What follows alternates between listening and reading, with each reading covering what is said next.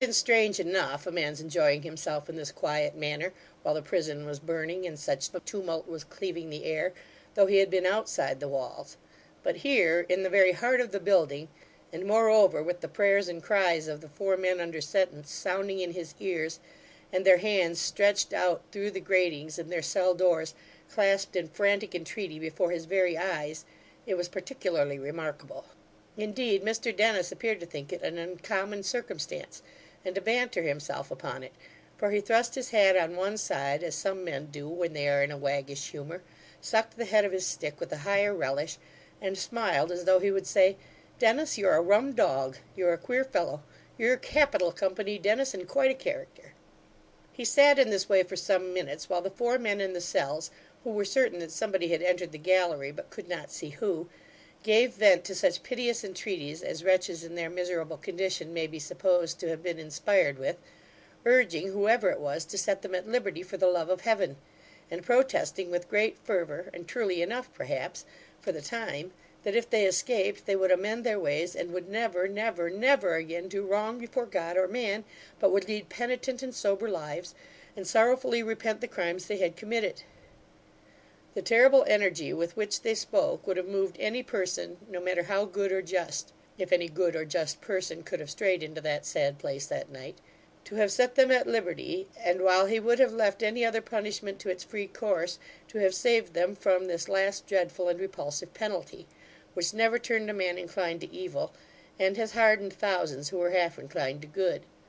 Mr Dennis, who had been bred and nurtured in the good old school, and had administered the good old laws on the good old plan, always, once, and sometimes twice every 6 weeks, for a long time, bore these appeals with a deal of philosophy. Being at last, however, rather disturbed in his pleasant reflection by their repetition, he rapped at one of the doors with his stick, and cried, "Hold your noise there, will you?"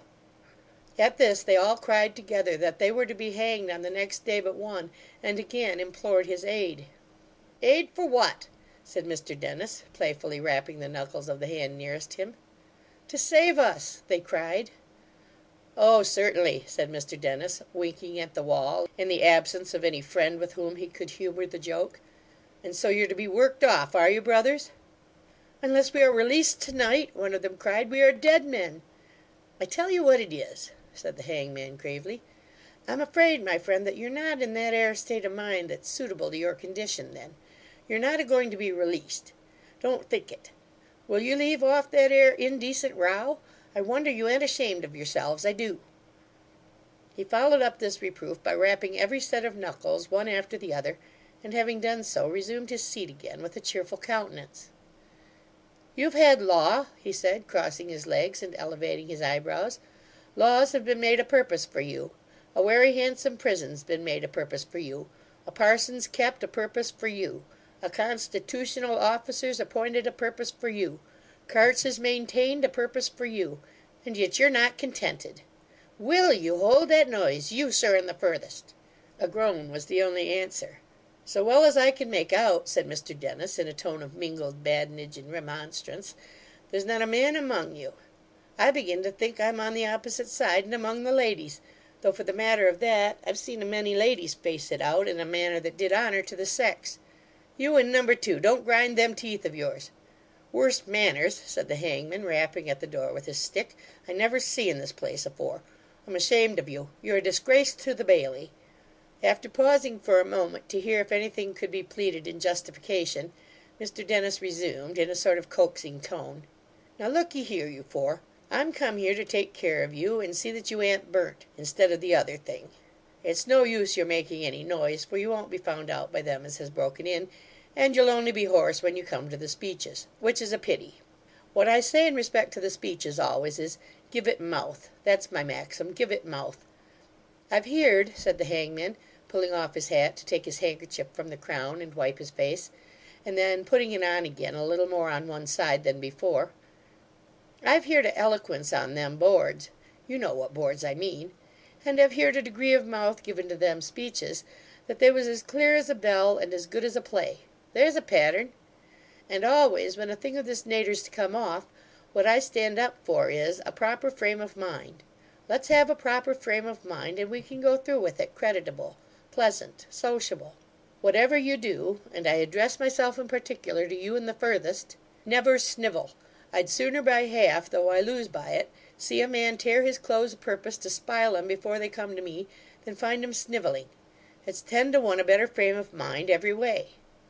While the hangman addressed them to this effect, in the tone and with the air of a pastor in familiar conversation with his flock, the noise had been in some degree subdued, for the rioters were busy in conveying the prisoners to the sessions house, which was beyond the main walls of the prison, though connected with it, and the crowd were busy too, in passing them from thence along the street.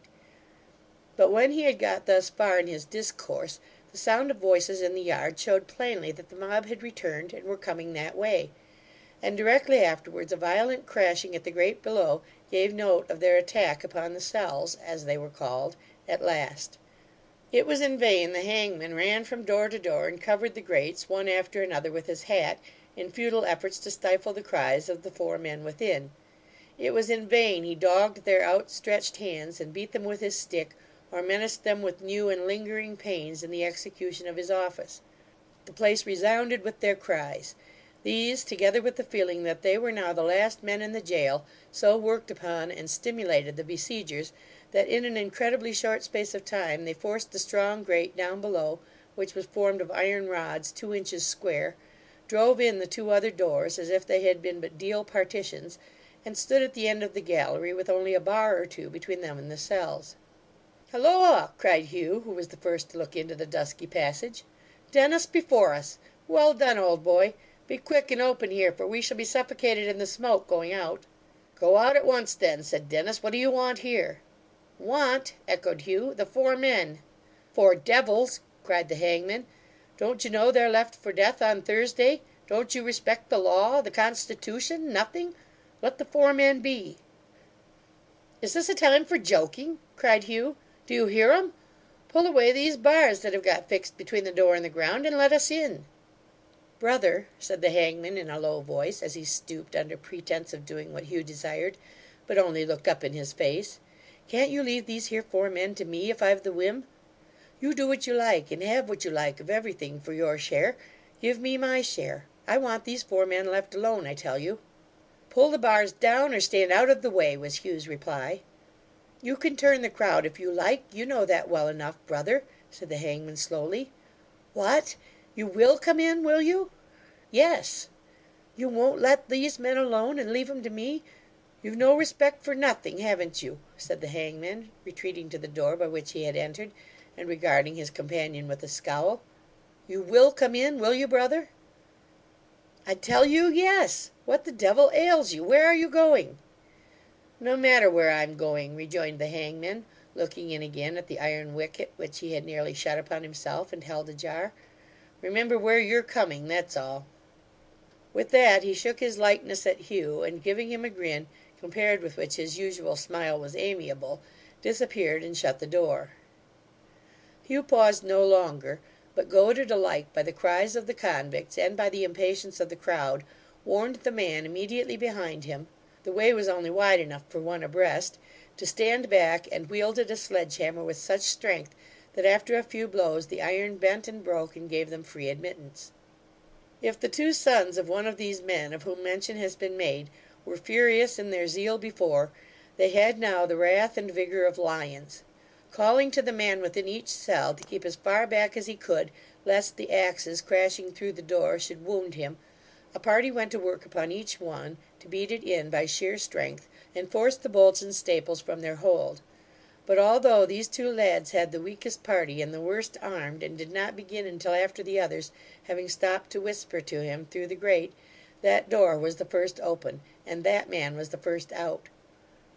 As they dragged him into the gallery to knock off his irons, he fell down among them, a mere heap of chains, and was carried out in that state on men's shoulders, with no sign of life. The release of these 4 wretched creatures, and conveying them, astounded and bewildered, into the streets so full of life, a spectacle they had never thought to see again, until they emerged from solitude and silence upon that last journey, when the air should be heavy with the pent-up breath of thousands, and the streets and houses should be built and roofed with human faces, not with bricks and tiles and stones, was the crowning horror of the scene. Their pale and haggard look